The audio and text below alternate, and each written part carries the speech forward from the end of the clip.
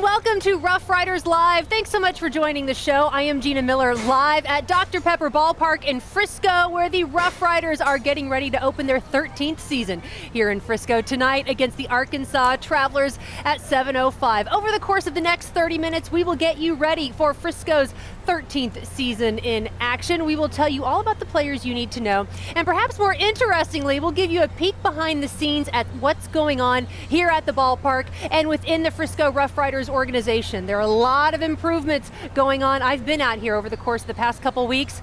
Crews have been working around the clock to truly make this building and facility one of the best in all of minor league baseball. A little bit of what you can expect over the course of the next 30 minutes as well. We have RoughRiders CEO and managing partner Chuck Greenberg standing by to join me live. See, there he is right there. Hey. Wave hi. Hello. We will also hear from Cowboys linebacker Sean Lee. He's got the Greenberg connection, and we'll find out how he's getting ready to participate in April workouts with the Cowboys. Get a glimpse of how his health is doing. You'll also hear from RoughRiders third baseman Joey Gallo. Speaking of health, he'll tell you just how he's doing after he had surgery to remove a bone in his heel just last week. You'll hear from RoughRiders manager Joe Mikulik about the upcoming season, and we'll give you a preview of all the exciting things in store here at Dr. Pepper Ballpark throughout the season. Of course, you can join the show each and every time we're on the air. All you have to do is tweet us. Use the hashtag RidersLive, and if you do that, you will be entered to win. I'm telling you, if we aren't cool here, what can I say? A schedule magnet. The first few thousand people who walk into the building tonight, in the facility tonight, will get a schedule magnet, courtesy of the Frisco RoughRiders. Tweet us with your questions, hashtag RidersLive. You'll be entered to win a schedule magnet. I'm telling you, cool stuff abounds here in Frisco tonight. And speaking of cool, there is no one cooler than RoughRiders CEO Chuck Greenberg. Hello. Hi, Gina. How you doing? I am doing great. Not as good as you are. I got to tell you, like I said, I've been here a couple times over the past few weeks. Crews are working around the clock, and I think there's no better testament to the work that's gone on here, Chuck, than I heard a bunch of kids walk in here. I heard a bunch of parents walk in here. You know what they said? This is amazing. And that's what I'm hearing as I'm walking through the ballpark. Well, we've been looking forward to this day for a long time. A tremendous planning process. Our architects, our contractors, our staff, they've just done a phenomenal job pulling it all together by opening day. And this is such a terrific park. Fans have always enjoyed it, but as you said, when they come out for the first time this year, I think they're just going to be blown away and amazed at what they see. And that's the thing, you mentioned this is a terrific park. It's not like this was some dumpy park in the middle of nowhere. This was, on a scale of 1 to 10, this is about an 8+. Oh yeah. And when you guys took over, the new ownership group took over in August of 2014, you really made a commitment to take what was a phenomenal facility and phenomenal organization and make it even better.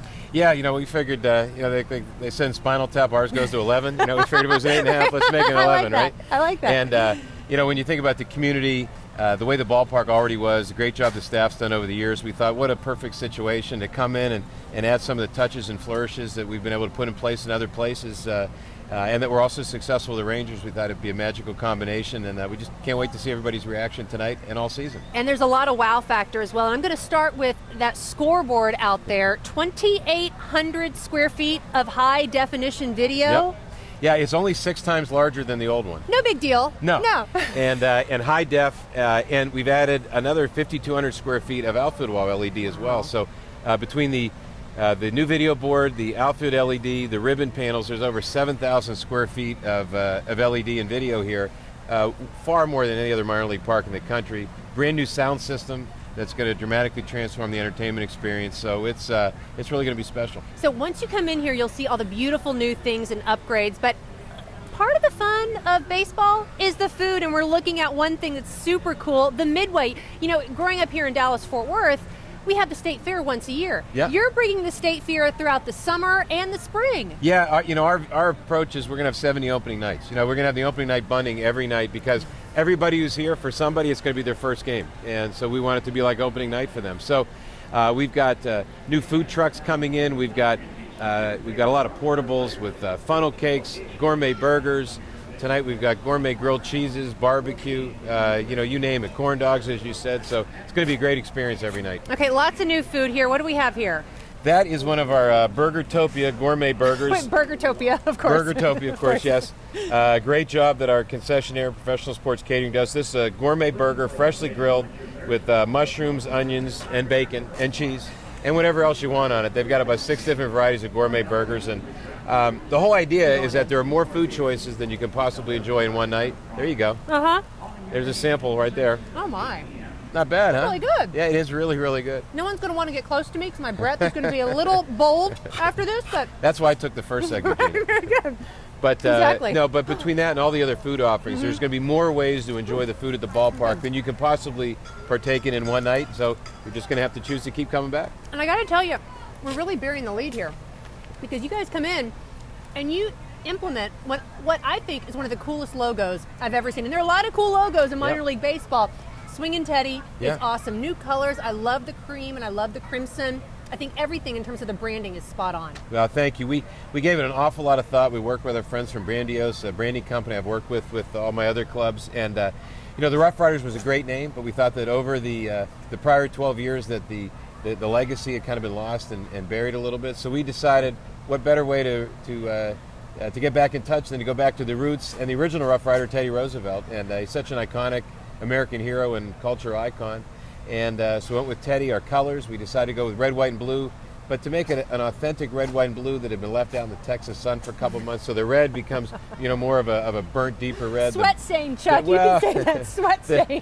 The blue is a little faded into a slate, and then the white becomes a cream, and it's a great old school look. It is. We supplemented it with our uniforms with stirrups that a number of the guys are choosing to wear. And so it's a great look. We've got four uniforms. We've got our home creams. We've got the alternate crimson, the scorched Texas red as we call it, the slate blue, and then our road grays with Frisco on it. And it's just a great look. Players love it. And so far, fans seem to really enjoy it too. And fans can get any of this new merchandise because the game day shops used to be open just on game day, the merchandise shops, but now you can come in here basically any time and buy some merch. Yeah, the old store was very, very small. It was not accessible from the street when there wasn't a game. It was kind of dark. So we moved it right by the main gate. It's going to be open every day, including on non-game days. It's about 3 times the size of the old store. It's really a beautiful store. And we took the old store and we turned it into the sports bar that's over your left shoulder. That's I might be there. Well, hey. Just a little bit. There might be a few of us there after the game too. But it's really terrific, and it ties into the Midway and the State Fair area just perfectly with all the kids' playgrounds consolidated. So the kids can play, the parents can go get a cocktail, and then go try out some of the adult games we have around the corner, along with the corn dogs and the gourmet burgers and everything else. And we think this area with the festive festoon string lighting, it's just going to be beautiful at night, magnet that draws people, and it's going to be quite an attraction. And you've also got some really cool promotional nights during the week, and I got to go through these because I love the names you got here. You've got Big Money Monday. That's right. Taco Tuesdays. I can't say this one because someone will misconstrue it. All right. Wiener Wednesdays.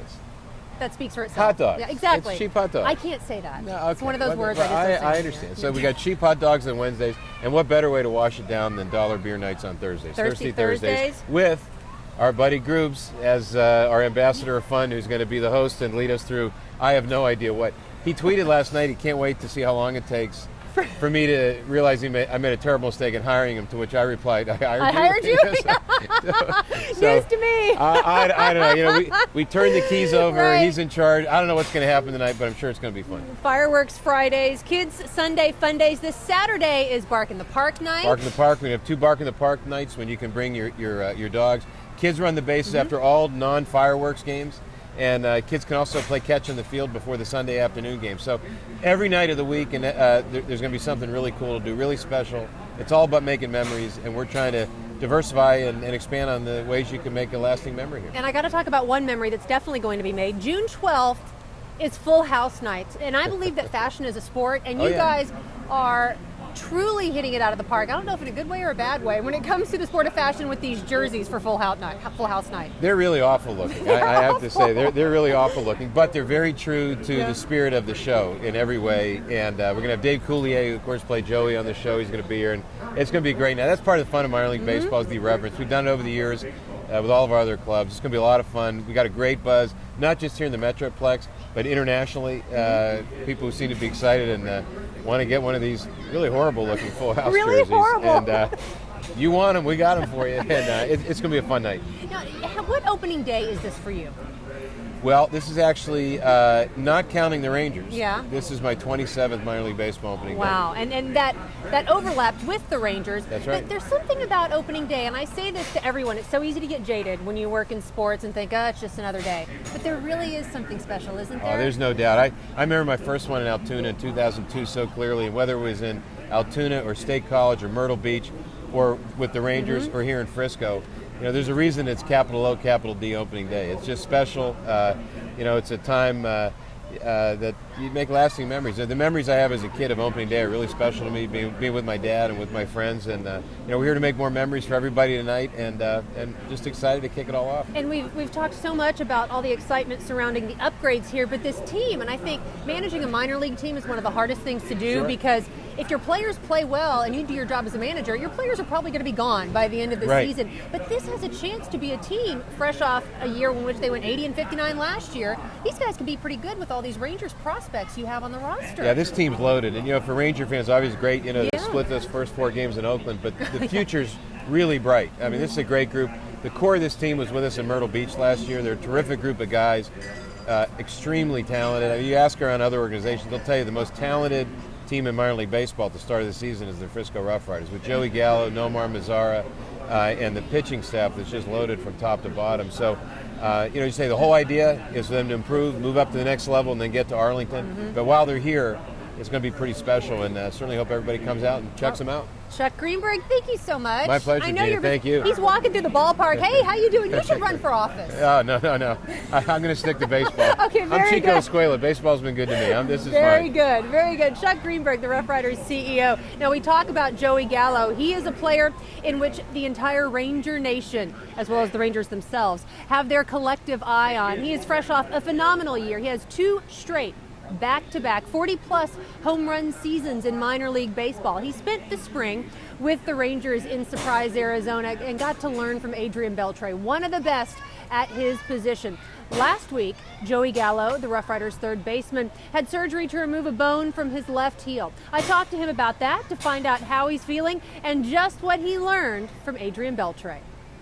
Great. Yeah? Yeah, it's going really good. Yeah, I mean, it is a surgery that people have historically overcome pretty quickly. Yeah, it should be only 2 weeks, 3 weeks. So when I found out, I was excited that it was only that long. They're like, oh, surgery in maybe 2 weeks. I was like, oh, that's great. I figured it'd be longer. When you have surgery, usually it's longer than that. So I was excited. It's still got to be disappointing, though, not to be able to be here on opening day. Yeah, that part does suck.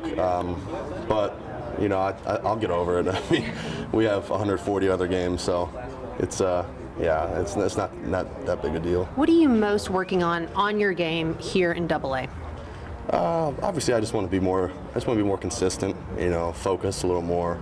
Obviously, when I was in Major League camp, it was a little easier to focus, and when you got playing in front of a bunch of people on TV. So this is a little kind of a test. Not playing in as big of crowds, not on TV and stuff. So for me, it's to focus every day. Play hard every day, and see where it goes from there. Do you think at all, because anytime anybody mentions Joey Gallo, top Rangers minor league prospect, Rangers third baseman of the future, fresh off that season that nobody has ever done in 30 years in minor league baseball, does any of that weigh on your mind at all? Not really anymore. I mean, before it kind of did. Last year it was kind of tough. Now I just kind of go out and play. I don't really worry about it too much anymore because it's tough. It's tough to live up to expectations. So for me, I go out and play, try to have fun, and obviously whatever happens is going to happen. Understanding that your and Adrian Beltre's game is not necessarily the exact same. What did you take from him? This year he kind of just helped me out. The biggest advice he gave me was just to be comfortable and be yourself. For me being 6'5", I'm going to do things differently than most baseball players. So he kind of just helped me out. Just go out and play your game, hit the way you hit, feel the way you feel, throw the way you throw, and just enjoy it. So he definitely helped me out a lot. Do you think? We talk about the defense. Do you think about your offense? Do you think, oh my gosh, this year I have to hit 45 home runs? I mean, do you think about that? No, 50. You want to break the 5-0 barrier? I'll be happy to hit. If I hit 40 again, that's right. I mean, I don't know, but yeah, I don't think about that. It's tough to put numbers on what you want to do. So I kind of go out and play, and at the end of the year, I'll look at my numbers, see how they end up. But yeah, it's tough to go out there and say I'm going to hit 50 this year. It's when you start struggling, it makes it a lot tougher. And I think there's some expectation management that probably people who watch you, follow the Rangers, and are so excited for the future of this franchise to be right now. I think there may be some expectation management involved. Is that fair to say? Yeah, I mean, for us, it was. I know being here in Frisco, it's kind of tough sometimes because we're right next to Dallas. So when that team's not playing or not playing well, I guess people come out here and they look at the future and they treat us like we're the major league team now. And that, I know that happened last year. That was kind of tough for us. We were only 19, 20 years old.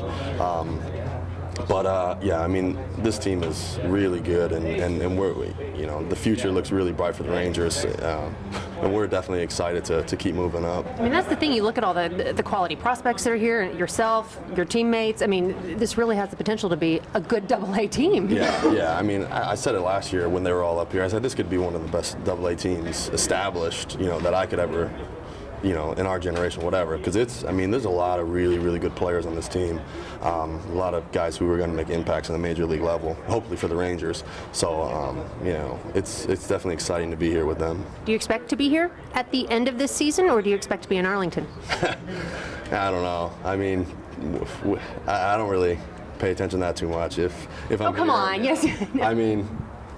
If I'm here, I'm here. If I'm here, then I'm not playing well, so that's bad.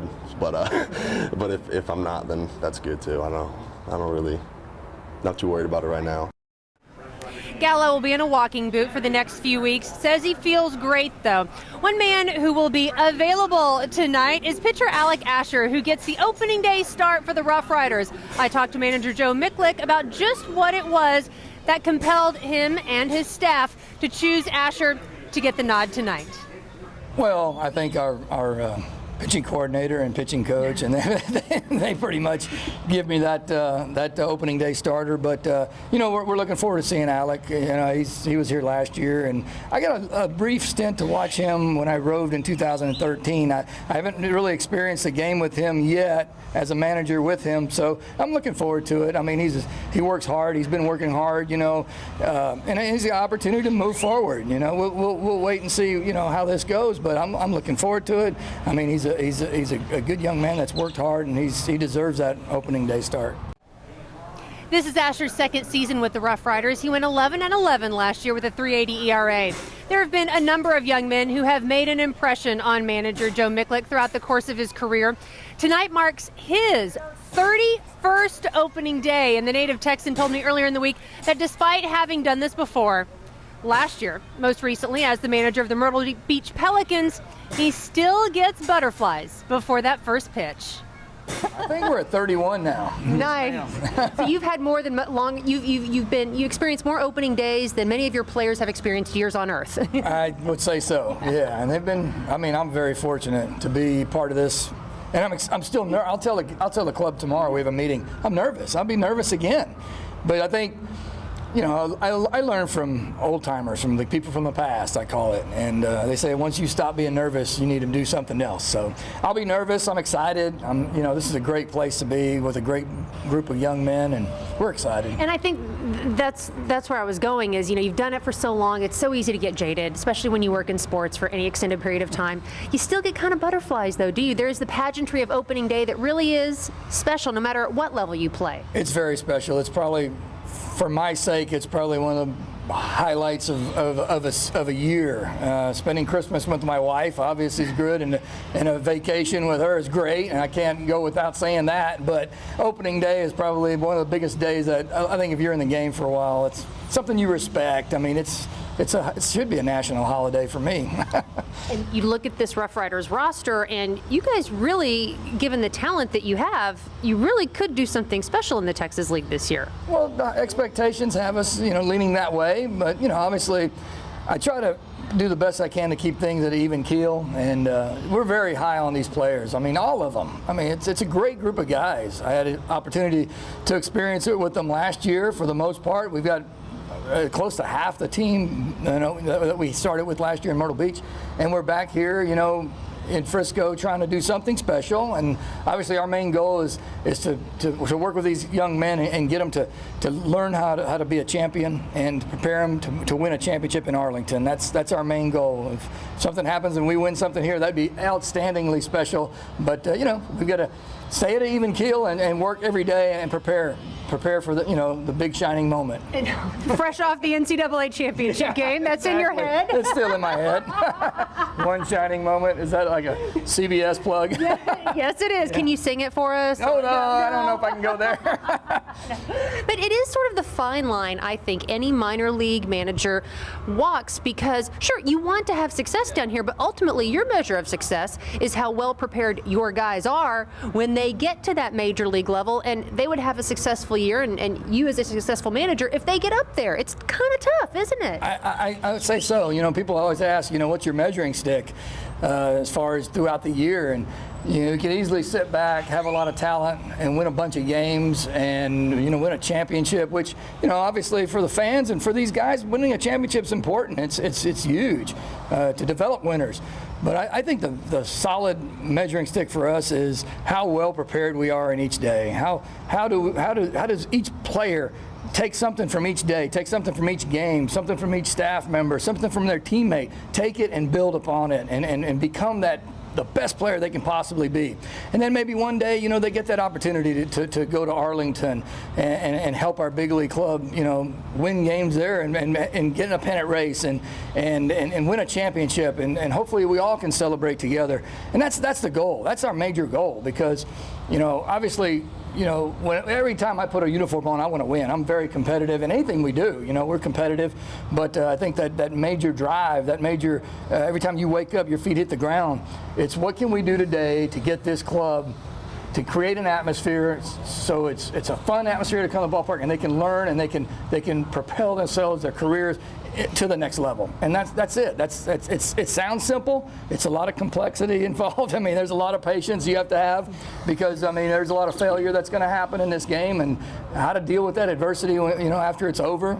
That's up to each individual, but I tell you what, I have fun doing it. I mean, I said this is 31 years, but it's a blast. And then when you can come to this place and then do it, I mean, come on. Yeah. Something tells me you have this. I would say is one of the penthouses of minor league baseball. I'm sure you've experienced a few outhouses as well. Gosh, yes, I've been to a lot of different places, and with all due respect to those places, it was a fun ride, but this is one of the best that I've probably been in my career, player, manager, coach, staff member. But you appreciate it, and I think every time the players and staff and even fans come to this place, you appreciate it. I mean, because this doesn't happen a lot, and you get the opportunity to be here, you respect it. How you doing? Thank you. And Sean Lee joining us right now, getting mic'd up. How are you? Good to see you. That was Joe Mikulik. He's starting his 17th season as a minor league manager. So good to see you here today. It's been a while. I know. I'm excited to be out here. I know you are, and I know Cowboys fans are so excited to see you up, walking around healthy. We'll get to that in just a minute. But you are throwing out the ceremonial first pitch tonight. Yeah, this could be interesting. No, you're an athlete, Sean. Yeah, not an athlete with my arm. I'll say that. It's going to be interesting. I'll have to warm up a little bit. The Cowboys linebacker Sean Lee led Dallas in tackles in 2013 with 99 tackles, 4 interceptions on the year as well. Missed all of last season after tearing your ACL on the first day of OTAs. First day of OTAs, yeah. And the Cowboys Nation's heart broke when that happened. How are you feeling? I feel great. The leg, the knees, it feels great. I've been through this before. Actually, I tore my other knee in college, and it's a long process, but where I'm at right now, I'm ready to do the full off season. Excited for OTAs and excited to get with this team that really played at a high level and that is looking to take that next step. And one thing I know about the Cowboys training staff, so many guys who have handled injuries, they come back stronger and better than ever because you focus so much on getting healthier. Absolutely. We have an unbelievable staff there, and they work extremely hard, but you put a lot of work in for a long time, all of a sudden you realize that you can come back better, you can come back stronger. Now the key is for me, obviously, to stay out there.